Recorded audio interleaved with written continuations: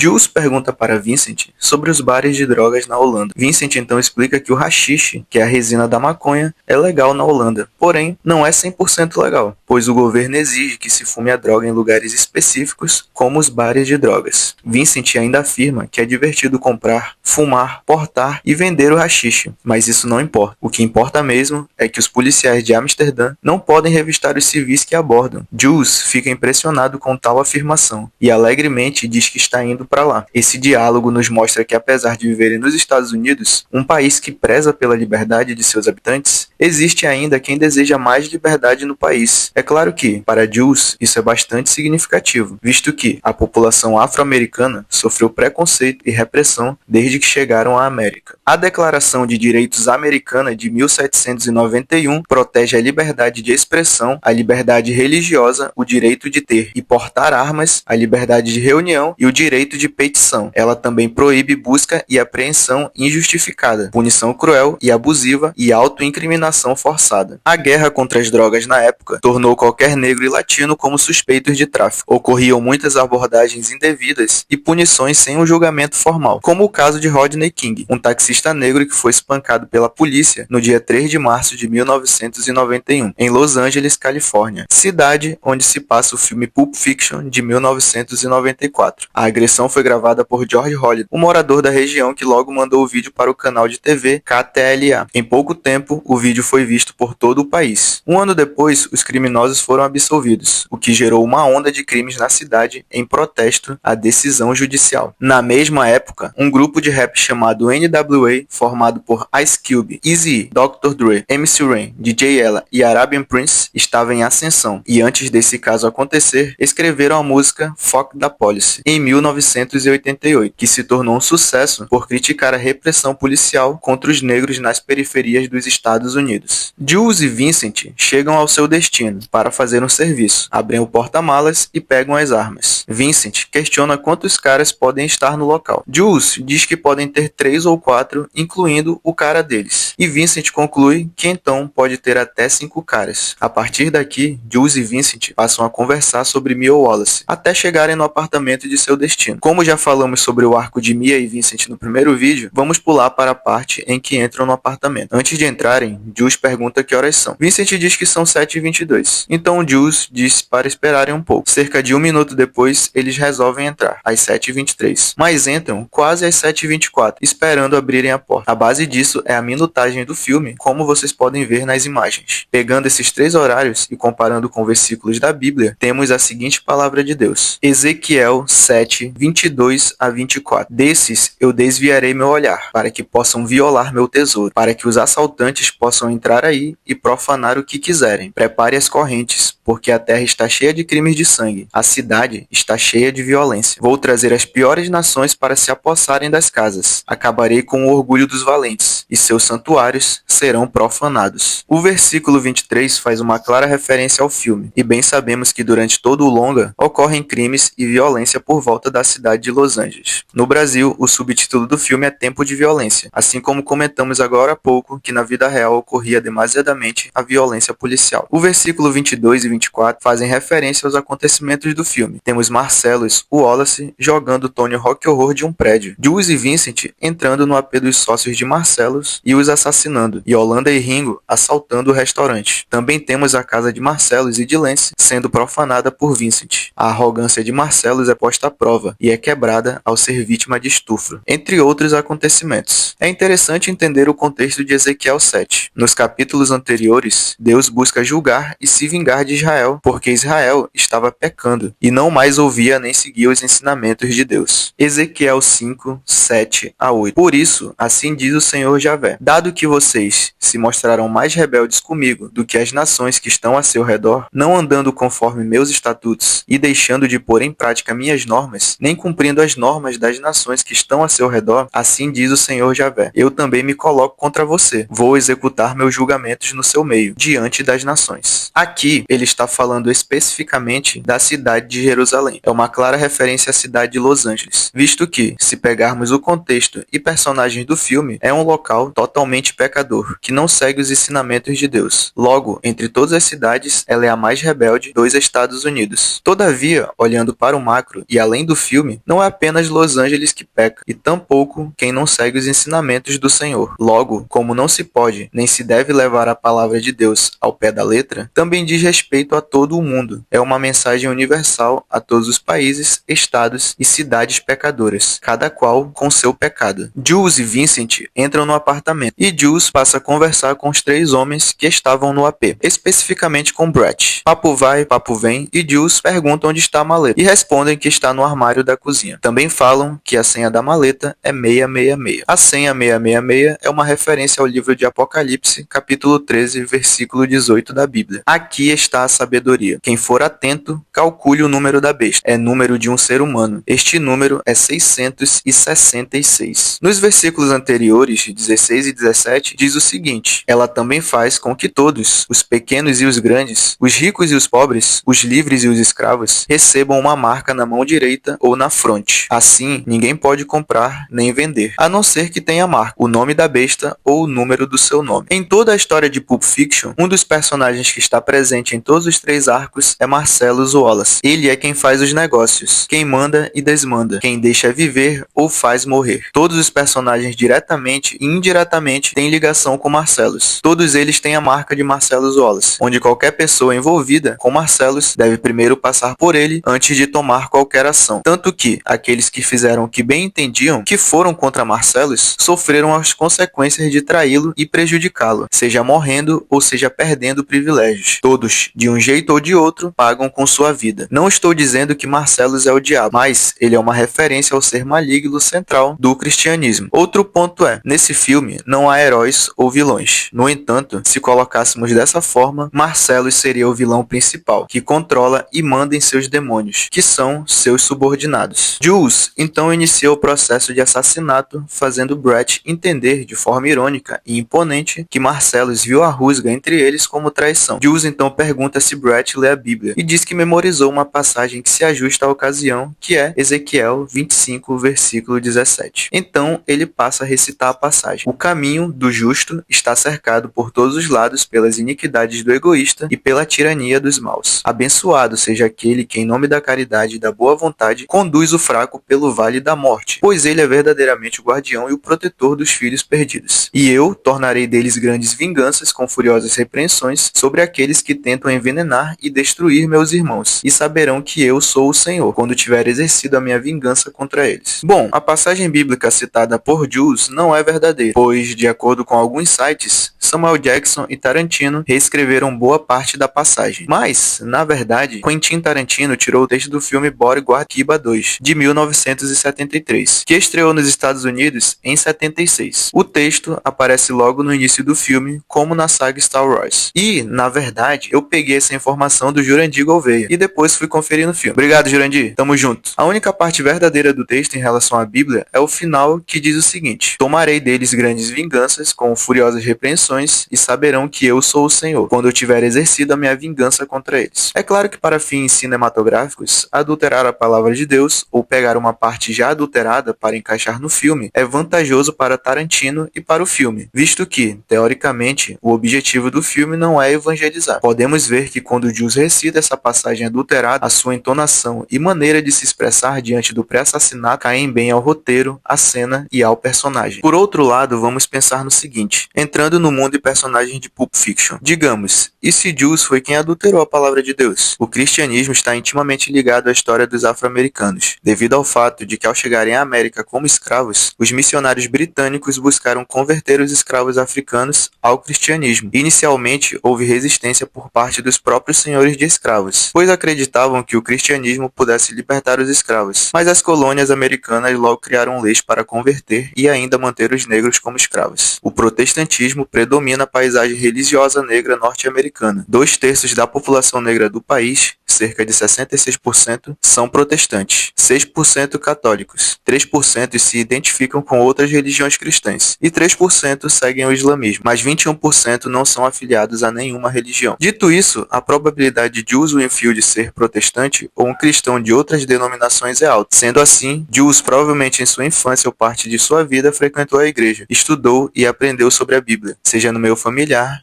ou na comunidade cristã. Ok, mas por que Jules, sendo cristão, mudaria a palavra de Deus? Qual o seu objetivo? Assim como a palavra de Deus foi mudada para fins cinematográficos, Jules fez o mesmo, para que suas palavras sejam fortes e contundentes no seu processo de assassinato. A palavra de Deus tem o objetivo de nos ensinar sobre como podemos nos aproximar e ter mais intimidade com Ele. A Bíblia é um livro de instruções para conhecermos as leis de Deus e entender os seus caminhos para cada um de nós. Quando Jules altera a palavra de Deus para fins de impactar e não evangelizar, a palavra de Deus perde seu total significado. E se Deus foi tirado da jogada, a palavra em si mesmo não significa nada. Todavia, estamos falando da palavra de Deus. Sendo assim, ao alterar a sua palavra, ela já não é mais a palavra de Deus. Ela já não é mais um ensinamento para nos aproximarmos do Senhor, mas sim para nos aproximarmos do diabo. Em Mateus 4, 1 a 11, Jesus é levado ao deserto pelo Espírito Santo para ser tentado pelo diabo. O diabo então se aproxima e busca fazer com que Jesus caia em tentação e peque diante de Deus, como também busca fazer com que Jesus o adore. Nos versículos 6 e 7 diz o seguinte: E lhe disse, se és filho de Deus, atira-te para baixo, pois está escrito, ele dará ordem a seus anjos a teu respeito, e eles te levarão nas mãos para que teu pé não tropece em nenhuma pedra. Jesus lhe respondeu, também está escrito, não tente ao Senhor seu Deus. O diabo busca mudar a palavra de Deus para convencer Jesus a cair em tentação, a pecar e a adorá-lo. Em Gênesis 3, o demônio faz o mesmo ao dizer a Eva que, se ela comer do fruto da árvore proibida, ela não morrerá, mas tornará como Deus, pois conhecerá o bem e o mal. E como bem sabemos, ela caiu em tentação junto com Adão. Jules, inconscientemente, por mudar a palavra de Deus, até este momento está sendo um agente e discípulo do diabo. E como bem vimos, a representação do capeta no filme é Marcellus Wallace, para quem o mesmo trabalha. Após executarem Brett, vemos Marvin ofegante e falando droga repetidas vezes. Vincent diz a Jules para mandar Marvin calar a boca, pois está o deixando nervoso. Jules diz para Marvin parar com isso. Quando Jules termina de falar com Marvin, aparece um quarto cara. Ele abre a porta e começa a gritar: morram seus filhos da mãe, morram! Na dublagem original em inglês ele fala filhos da P mesmo. Ele então descarrega a arma em Jules e Vincent e começa a rir. Mas então ele observa e faz uma expressão de medo e preocupação. Ao vermos Vincent e Jules, percebemos que nenhum tiro os acertou. Eles olham para si mesmo, um olha para o outro e percebem que não sofreram nenhum dano. Vemos também que as balas acertaram apenas a parede de trás. Então se olham e depois atiram no quarto cara, que cai e morre na hora. Após matarem o quarto cara, os dois ficam atônitos e baixam suas armas. Lembram que Vincent pergunta quantos caras tem e Jules responde que 3 ou 4 e Vincent conclui que pode ter até 5 caras? Então, Vincent estava correto. Tinham 5 caras no apartamento antes deles chegarem. Vemos apenas 4, no qual 3 foram mortos, exceto Marvin. O quinto cara, o qual não vemos, é o cara, é Jesus Cristo. Sim, Jesus Cristo é o quinto cara que estava no apartamento com os sócios de Marcellus. Deus, através de Jesus, fez com que Jules e Vincent fossem salvos dos tiros. Logo, Jesus estava presente desde o início. Deus os salvou porque tem uma missão para eles. Em Mateus 28, 18 a 20, diz o seguinte: Jesus aproximou-se e lhes disse: toda autoridade me foi dada no céu e sobre a terra. Vão, portanto, e façam que todas as nações se tornem discípulas, batizando-as em nome do Pai, do Filho e do Espírito Santo, e ensinando-as a observar tudo o que lhes ordenei. Eis que estou com vocês todos os dias, até o fim dos tempos. Todos nós fomos criados cada qual com seus objetivos, habilidades, obras e missões para se fazer, das quais Deus nos ordenou. Entretanto, todos nós temos uma missão em comum, que é renunciar a si mesmo para seguir a Jesus, ou seja, renunciar aos prazeres da carne e aos objetivos que não estão alinhados com Deus, e evangelizar. Esta é uma missão de todos os cristãos, e não é diferente para Jules e Vincent. E dizia a todos: quem quiser vir após mim, renuncie a si mesmo, carregue sua cruz a cada dia e me siga. Lucas 9, 23. Um detalhe é que, se você observar, poderá ver ao lado de Vincent a janela, e ao lado da janela tem um suporte de cortina em que o formato lembra muito Jesus crucificado na cruz. Pode-se ver esse mesmo suporte quando eles entram no AP, indicando que Jesus já estava no local. Também é curioso que entre o momento em que entram no apartamento até o momento que atiram em Brett, a parede de trás não tem furos de bala, mas pouco antes do quarto cara aparecer, as balas já estão lá, antes mesmo do cara atirar. É provável que a parede já estivesse assim porque tiveram que regravar as cenas, e por não terem percebido ou se importado, deixaram a si mesmo. Por outro lado, pela visão do filme, também podemos atribuir isso a Deus. Então, antes mesmo do quarto cara atirar, Deus já havia estabelecido que Jesus os salvaria, e que as balas já tinham passado por eles sem os acertar. E por isso, os buracos de bala já estavam na parede antes mesmo do fato. Deus é onipotente, ele tem todo o poder, e o poder sobre tudo. Então, para ele, tudo é possível. Isso é apenas perceptível para nós, pois antes dos tiros, nenhum deles sequer olhou para a parede. A partir daqui, temos Jules atônito com o que houve e diz que foi intervenção divina, que foi um milagre, e quer que Vincent reconheça isso, pelo fato de Vincent não estar dando atenção ao fato de serem salvos. Vincent até ri ironicamente e diz que reconhece que foi um milagre. Um ponto interessante é que, apesar de estar bem definido que Deus e Jesus estão presentes na trama e que são peças importantes para esse arco do filme, também temos o fato de que o milagre que ocorreu pode ser inserido também como um recurso narrativo chamado Deus Ex Machina, bastante utilizado em obras fictícias. Deus Ex Machina é uma expressão latina que significa Deus surgido da máquina. É um recurso utilizado para solucionar os problemas dos personagens da trama de forma inesperada e mirabolante. Esse termo surgiu na Grécia Antiga, onde muitas peças teatrais terminavam com um deus descendo de um guindaste para resolver os impasses da trama. Tarantino inteligentemente fala de Deus e do cristianismo, mas também usa o recurso cinematográfico ao seu favor. Dentro do carro, Jules continua reflexivo sobre o milagre que testemunhou. Vincent pergunta se Jules já viu a série Cops, de 1989, e afirma que em um dos episódios, um policial conta que estava em uma troca de tiros no corredor contra um cara. O policial descarregou a arma no cara, mas nada aconteceu. Ele não acertou nenhuma bala, mesmo sendo só ele e o cara. Vincent termina dizendo que sabe que é estranho, mas acontece. A série Cops, de 1989, é uma série no estilo documentário em que se acompanha a rotina de policiais, investigadores e xerifes. Não existe roteiro, tudo depende dos policiais, do que falam e do que acontece diante das câmeras. O programa Polícia 24 Horas da Band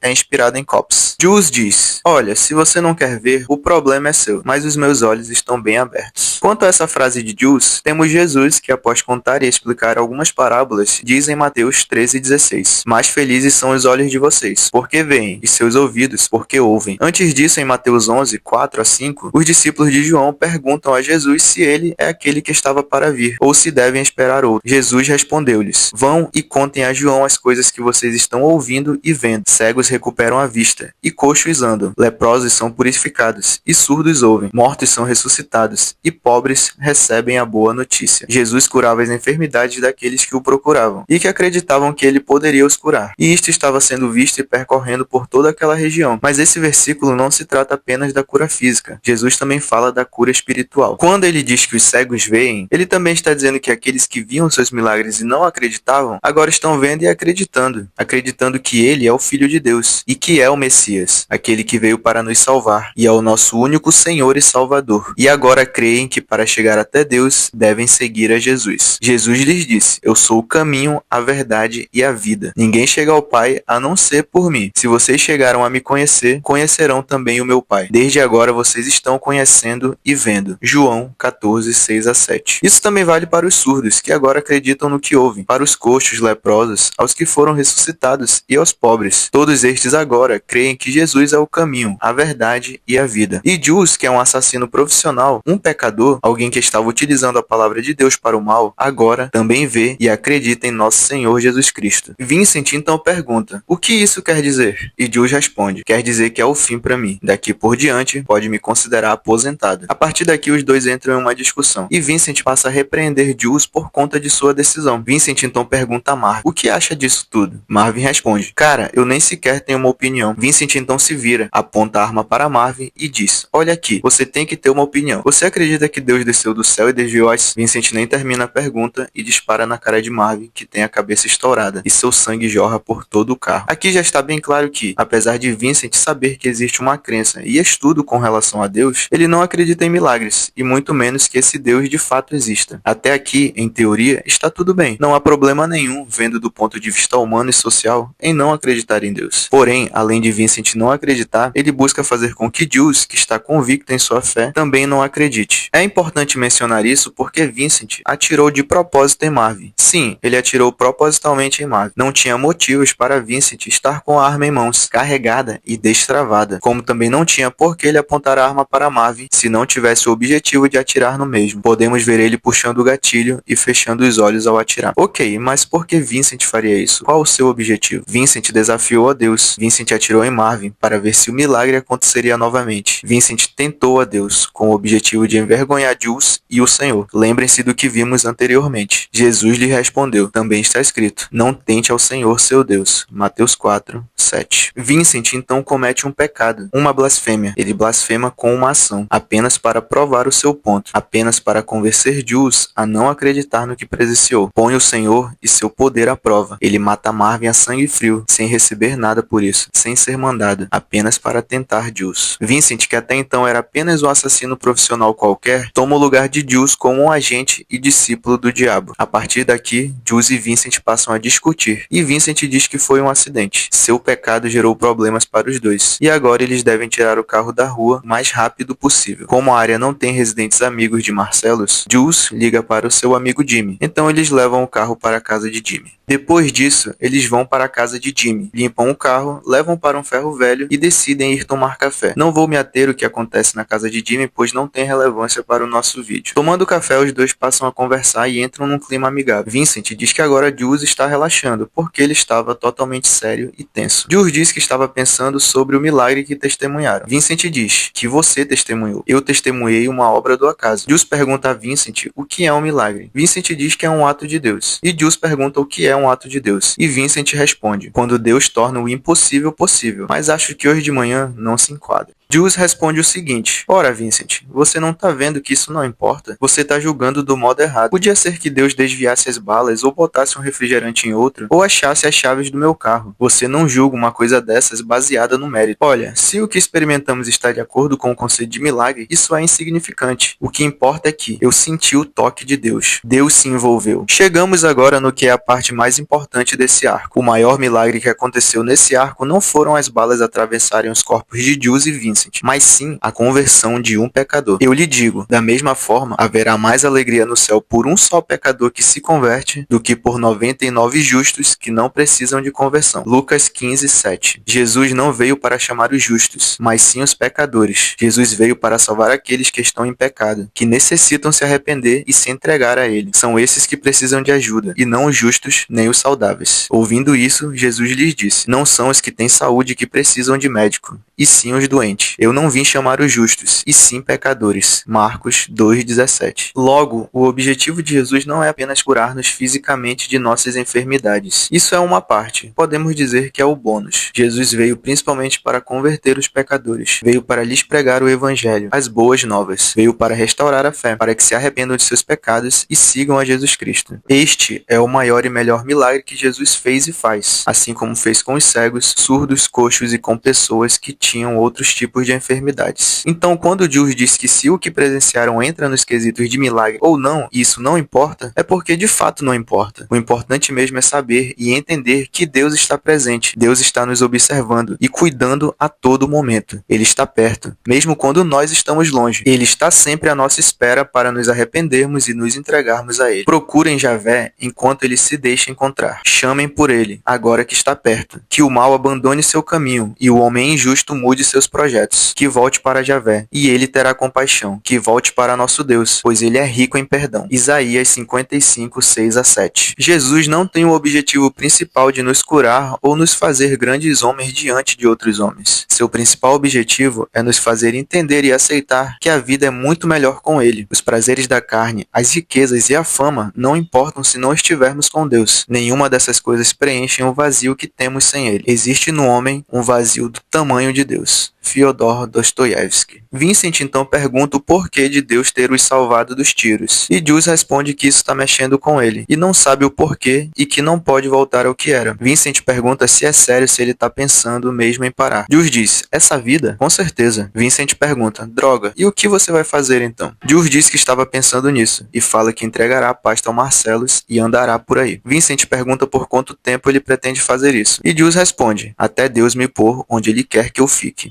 Vincent pergunta: e se Deus não fizer isso? E Jules responde: se levar todo sempre, então vou andar para sempre. A partir daqui, Vincent passa a dizer que Jules decidiu ser um mendigo, como toda a escória lá fora que pede esmola, dorme nas calçadas e come o que ele joga fora. Pessoas que não têm empregos, endereço e uma casa. Um mendigo. Vincent diz tudo isso na tentativa de convencer Jules a não abandonar a vida do crime, a não se arrepender de seus pecados e não seguir Jesus Cristo. Ele tenta de todas as formas destruir a fé de Jules em Deus, como se fosse loucura. Jules discorda veementemente. Vincent diz que foi especial e que não acredita na transformação da água para o vinho. Jules diz que crê nisso e que se Vincent se assusta com as suas respostas, ele não deveria mais fazer perguntas. A decisão de Jules assusta Vincent por ser uma mudança radical, a mesma mudança radical que Jesus ofereceu ao jovem rico, quando diz em Mateus 19:21. Jesus lhe respondeu: se você quer ser perfeito, vá, venda seus bens, doe aos pobres e terá um tesouro nos céus. Depois, venha e me siga. Jesus, que estava encarnado naquele momento, estava de fato chamando o jovem rico a largar tudo e o seguir, a nascer de novo da água e do Espírito, e viver uma nova vida, uma vida em Cristo e por Cristo. Mas o jovem rico não aceitou, mas Jules aceitou o chamado de Cristo. Vincent decide ir ao banheiro e pergunta quando Jules tomou essa decisão. E Jules responde ironicamente que estava repassando o incidente na cabeça enquanto tomava café, e teve um momento de claridade. Vincent vai e diz que depois continua a conversa. É óbvio que Jules vem refletindo e tomando decisões desde o momento que presenciou o milagre dos tiros, mas resolveu brincar com Vincent, já que ele não está levando a sério seu posicionamento. Voltando um pouco no diálogo, após Vincent perguntar: e se Deus não fizer isso? Se referindo à fala de Jules sobre andar por aí esperando Deus o colocar onde quer que ele fique, Jules responde a Vincent: se levar todo sempre, então vou andar para sempre. Aqui fica claro que a fé de Jules é tão grande que ele está totalmente confiante que Deus lhe mostrará o caminho e que não o deixará na mão. Ele sabe bem que se Deus o salvou de diversos tiros, esse mesmo Deus não vai deixá-lo passar fome, passar sede, não vai deixá-lo sem roupas, calçados e sem um lugar para morar. Ele entende que nada mais pode derrubá-lo a não ser o próprio Deus, se for o desejo dele. Desde o milagre dos tiros, Jules se tornou temente a Deus e sabe que o poder de Deus é tão grande que preenche o tudo e o todo. Ele sabe que se Deus pode salvá-lo da morte, que do ponto de vista humano é algo grandioso, Deus também pode fornecer tudo o que precisamos, seja algo pequeno ou grande aos nossos olhos. Assim, não se preocupem com o dia de amanhã, pois o dia de amanhã terá suas próprias preocupações. A cada dia basta o seu mal. Mateus 6:34. Quando Vincent dá as costas para ir ao banheiro, Jules dá uma boa olhada na direção de Vincent enquanto toma um gole de café. Após o gole, Jules fica pensativo e olhando para baixo. A câmera então se aproxima um pouco de Jules. Essa boa olhada de Jules não é para Vincent, mas sim para o casal que está na mesa atrás de Vincent. Jules de antemão já estava de olho nesse casal, o mesmo casal que vimos na primeira cena do filme. Vamos voltar ao início do filme. Enquanto Jules e Vincent tomam café e conversam, o casal em questão faz o mesmo. O homem passa a explicar à mulher que está ficando cada vez mais difícil roubar estabelecimentos, devido ao fato de que os proprietários e clientes do local estão reagindo aos assaltos, e além de terem a possibilidade de matar alguém, também tem a possibilidade de serem mortos. O homem conclui que continuar roubando bares ou lojas não vale mais a pena. A melhor opção é roubar o restaurante no qual tomam café, porque teoricamente em restaurantes ninguém espera ser roubado, ninguém vai reagir, seja cliente ou empregado, e tem muitas carteiras e objetos para roubar. Ela concorda, então se beijam, falam que se amam e anunciam o assalto. Isso acontece após a boa olhada de Jules para eles. Eles então buscam conter o local e render a todos. A mulher anda pela área que Jules está. Ele passa despercebido e fica tranquilo com a situação. Ok, mas por que Jules olharia para Ringo e Yolanda antes mesmo do assalto ocorrer? Bom, o dia mal começou e Jules já presenciou um milagre e uma morte a mais da qual ele não esperava. Logo, a partir disso, passou a ficar alerta a tudo que acontece à sua volta. Como também, Jules tem total consciência de que o Deus que tem o poder de salvar sua vida, fazendo balas atravessarem o seu corpo, esse mesmo Deus pode tirar a vida dele a qualquer momento. Portanto, deve estar sempre vigiando. Voltamos então para os primeiros versículos vistos nesse vídeo. Quanto às datas e os momentos, irmãos, não é necessário escrever-lhes, pois vocês sabem muito bem que o dia do Senhor virá como ladrão à noite. Quando as pessoas estiverem dizendo que paz e segurança, então virá de repente sobre elas destruição. Será como as dores do parto que vem para a mulher grávida, e não poderão escapar. 1 Tessalonicenses 5, 1-3. Era mal 10 horas, e eles tinham até 9h30 para limpar o carro e sair da casa de Jimmy, e já aconteceram coisas que estavam fora de seu controle. Jules, então, já havia suspeitado do casal, já esperava que algo pudesse acontecer, já estava pronto para aceitar qualquer desafio que Deus colocasse em sua frente, que poderia e pode ser qualquer coisa. O fato é, a partir do momento que Marvin morreu, Jules imaginou que o dia estava apenas começando, e que vale muito a pena estar atento a tudo que acontece e a todos que estão à sua volta. Portanto, estejam vigilantes, porque vocês não sabem qual é o dia que o Senhor de vocês há de vir. Mateus 24:42. Vemos Vincent no banheiro lendo o livro Mother's Blaze. Até agora ele não sabe o que está acontecendo. Ringo passa a pegar as carteiras dos clientes até que vai até Jules. Ele pergunta o que tem na maleta e pede para Jules abrir. Ele recusa, mas logo abre. Ringo fica impressionado com o que vê na maleta e diz que é uma beleza. Beleza, mas o que há dentro da maleta? Quando Vincent e Ringo abrem, vemos uma luz dourada saindo dela, indicando que é algo valioso para Marcellus. Obviamente que não tem nada de valioso dentro da maleta. O que importa é o que ela significa. E de fato não é nada demais. O que há dentro da maleta é uma lâmpada incandescente de baixa voltagem. Quem disse isso foi o ator Phil LaMarr, que interpreta Marvin. LaMarr também disse que perguntou diretamente a Tarantino o que o diretor queria que os espectadores pensassem que tinha na maleta. E Tarantino respondeu: é o que você quer que seja. A resposta de Tarantino é vaga. Todavia, cai muito bem para o contexto desse vídeo. Eu diria que não é aquilo que você quer que seja, mas sim aquilo que você mais deseja. Vamos lá. Temos falado de tentações ao longo desse vídeo. Marcellus se importa muito com a maleta, tanto que mandou seus melhores assassinos atrás de Brett e sua equipe. Brett e sua equipe não entregaram a maleta quando deviam, provavelmente por querer ficar mais tempo com o objeto. E Ringo, ao ver o que há dentro, diz que é uma beleza. A expressão de Ringo é de alguém que encontrou aquilo que há muito tempo procurava, tanto que relaxa, e é nesse momento que Jules o faz de refém. O que há dentro da maleta é aquilo que você mais quer, é aquilo que você moveria céus e terras para obter, é aquilo que você não tira da cabeça, é o seu maior desejo. Não ajuntem para vocês riquezas na terra, onde traça e ferrugem corroem, e onde ladrões arrombam e roubam. Ajuntem sim para vocês riquezas no céu, onde nem traça nem ferrugem corroem, e onde ladrões não arrombam nem roubam. Porque onde está o seu tesouro, aí também estará o seu coração. Mateus 6:19-21. É por isso que Marcellus quer tanto a maleta, porque nela está aquilo que ele mais deseja, tanto que mandou matar para obter. O que mais você deseja pode ser bom ou ruim, e se seus desejos forem ruins diante de Deus, na maleta estará seus desejos mais mundanos, mais materiais e pecaminosos. É aquilo que sua carne está sempre tentada a falar e a fazer.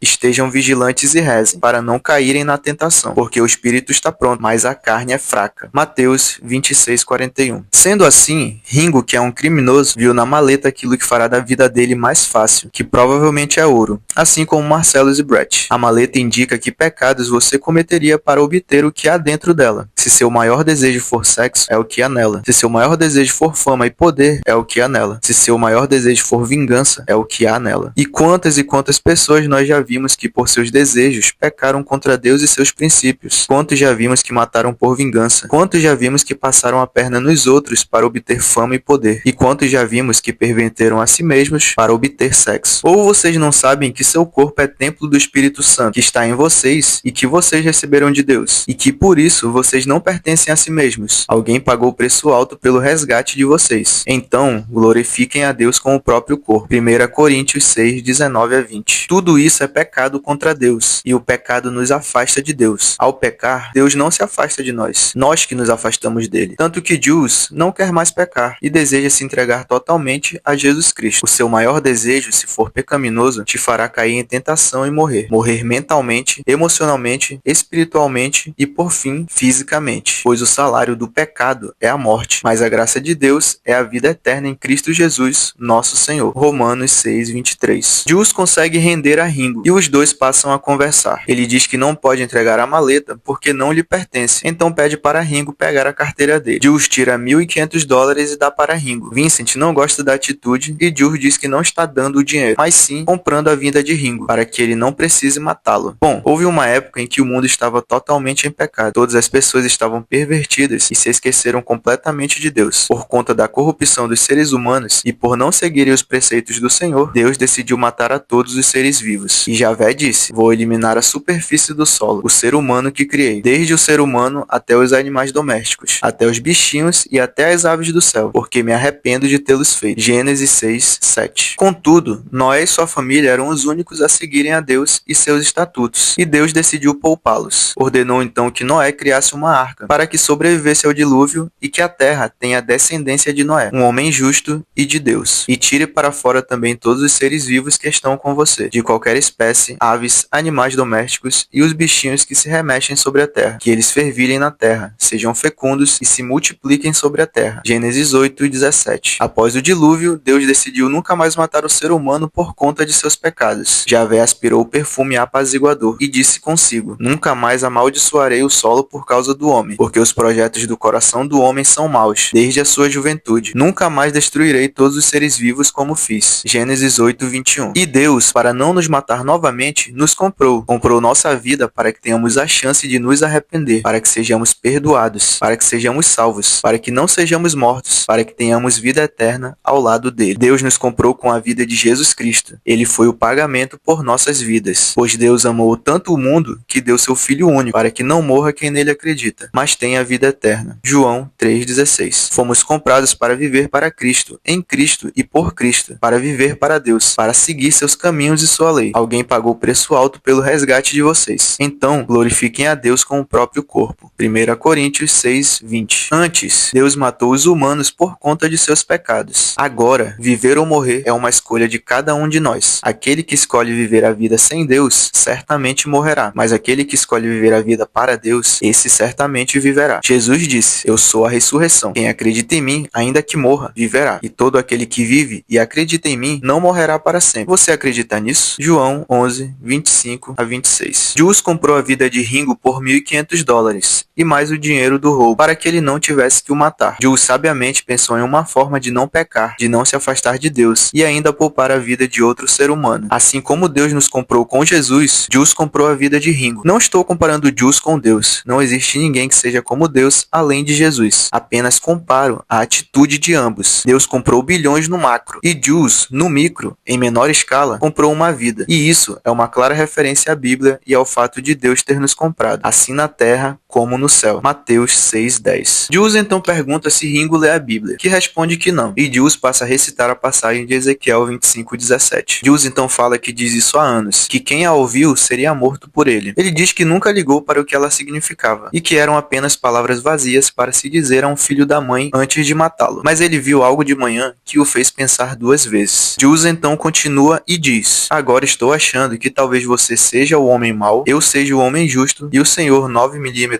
aqui seja o meu pastor, me protegendo pelo vale da sombra da morte. Ou pode ser que você seja o justo e eu seja o pastor, que o mundo é que é mau e egoísta. Olha, até que eu gostaria, mas isso não é a verdade. A verdade é que você é o fraco e eu sou a tirania dos maus. Mas eu estou tentando, Ringo. Eu estou tentando de verdade ser o pastor. Pode ir. Após falar isso, Ringo e Yolanda vão embora. Vincent diz que já é hora de ir e Jules concorda. Então eles vão saindo armados. Jules com a maleta e Vincent com seu livro. Eles param próximo da porta e guardam a arma na cintura enquanto olham em volta. Eles saem e o filme acaba. O que Jules diz é muito significativo. Ele reconhece que neste momento ele é o homem com mais poder entre ele e Ringo. Ele reconhece o próprio poder na situação e sua maldade interna que ainda não se esvaziou. Ele diz que está tentando ser o pastor porque se Ringo não aceitasse sua proposta, ele mataria Ringo e Yolanda, mesmo que isso fosse contra o que ele tinha decidido anteriormente. Também fala isso com sinceridade, pois de fato não queria matá-los, mas o faria se fosse preciso. Jules tem a humildade de reconhecer que ele ainda é um homem mau, que ainda é um criminoso, afinal, ainda está em serviço, que ainda não está arrependido e nem salvo. Ele entende que não é melhor ou maior que Ringo, mesmo tendo decidido seguir a Jesus Cristo e o caminho de Deus. Ele sabe que o fato de agora crer não o torna um homem santo, mas já busca mudar a partir de agora. Ele não vai esperar o dia seguinte para iniciar a mudança. Está fazendo isso hoje, por ele próprio e por Deus. Também sabe que Deus lhe mostrará o caminho, como se arrepender, ser perdoado e salvo. darei a vocês um coração novo, e colocarei um espírito novo dentro de vocês. Tirarei de vocês o coração de pedra, e lhes darei um coração de carne. Ezequiel 36:26. Isso nos faz voltar na primeira informação que temos no filme, o significado de pulp. A tradição de pulp é polpa. Polpa, como sabemos, é a parte comestível da fruta já transformada em matéria para consumo humano, normalmente para fazer suco. A polpa não tem uma forma padrão. Sendo assim, após tirar a parte comestível da fruta para fazer a polpa, essa matéria pode ser transformada em qualquer coisa, como pode ter qualquer forma, assim como o barro, que pode ser moldado em vasos ou tijolos, entre outras coisas. Lembram quem foi feito de barro? O primeiro ser humano foi feito de barro. Seu nome era Adão. Sendo assim, nós, seres humanos, somos moldáveis, isso é, mutáveis. Temos a capacidade de mudar e ser mudados, de moldar e ser moldados. Logo, se somos feitos por Deus e se fomos comprados por Deus, Ele pode fazer o que quiser conosco. Ele tem total autonomia para nos levar onde quer e nos transformar no que quiser. Quando nos entregamos a Cristo, abrimos a porta para Deus nos guiar, nos ensinar e nos transformar mentalmente, emocionalmente, espiritualmente e fisicamente. Madre Teresa disse: eu pertenço a Jesus. Ele tem que ter o direito de me usar sem me consultar. Lembram que falamos sobre a marca de Marcelo Wallace em seus subordinados? Bom, a partir do momento que passamos a crer em Jesus Cristo, temos a marca de Jesus em nós. Portanto, Jules agora não tem mais a marca de Marcelos. Ele está livre de Marcelos. Está livre para seguir o caminho que Deus escolheu para ele. Ele agora tem a marca de Jesus. É alguém que buscará ser e viver como Cristo. É alguém que nasceu de novo e tem uma nova vida pela frente. De agora em diante, ninguém mais me crie dificuldades, porque trago em meu corpo as marcas de Jesus. Gálatas 6:17. Apesar do filme acabar no momento que Jules e Vincent saem do restaurante, o arco de Jules na verdade termina quando ele vai à boate de Marcelos entregar a maleta. Por fim, temos que falar também quanto à situação de Vincent. Nessa altura do campeonato, você já sabe que Vincent morreu. Seguindo a linha de raciocínio deste vídeo, Vincent morreu por conta de todos os pecados que cometeu e continuou cometendo, sem se arrepender. Continuou mesmo recebendo um grande chamado de Deus, como vimos anteriormente, pois o salário do pecado é a morte, mas a graça de Deus é a vida eterna em Cristo Jesus nosso Senhor. Romanos 6:23. Vincent morreu por não crer que Deus os salvou dos tiros, por blasfemar contra o Senhor, por desafiar Deus a repetir o milagre e por buscar tentar Jules, mas principalmente por não ter deixado a vida do crime para trás, mesmo vendo o milagre, mesmo sendo salvo da morte e mesmo com seu parceiro de trabalho e mostrando que esse era o melhor caminho a se tomar. Jules fez sua parte alertando Vincent de que o melhor caminho era deixar de ser quem era e se tornar uma nova pessoa. Deus estava chamando tanto Jules quanto Vincent, mas apenas um deu ouvidos ao Senhor. Este foi salvo, o outro manteve a marca de Marcelos, nossa referência ao diabo, e pagou seus pecados com a vida. Se digo ao injusto que ele deve morrer e você não o avisar e não lhe falar, ensinando-lhe a deixar seu mau caminho para que possa continuar vivo, ele morrerá, mas eu cobrarei de você o sangue dele. Se você, porém, avisar o injusto, mas ele não voltar atrás de seu caminho, ele morrerá por causa da própria injustiça, mas você ficará com a vida a salvo. Ezequiel 3:18-19. Vincent também se apaixonou por uma mulher comprometida, cobiçou a mulher de seu chefe, e Jesus fala que só de olhar para uma mulher, você já pecou com ela. Eu, porém, lhes digo, todo aquele que olha para uma mulher cobiçando-a, já cometeu adultério com ela no coração. Mateus 5:28. Vincent também se apaixonou por Mia, e nas entrelinhas, talvez tenha ficado com a mulher adúltera após a overdose. E não é uma mulher que traiu uma vez, mas sim diversas vezes. É uma traidora em série, pois uma prostituta se satisfaz com um pedaço de pão, mas a mulher casada vai à caça de uma vida preciosa. Provérbios 6:26. Tony Rock Horror sofreu as consequências pelas mãos de Marcelos por se relacionar com a adúltera. Vincent, por outro lado, sofreu consequências por não atender ao chamado de Deus. Toda a sequência de Vincent com a Mia Wallace até sua morte foi após ele negar o chamado do Senhor.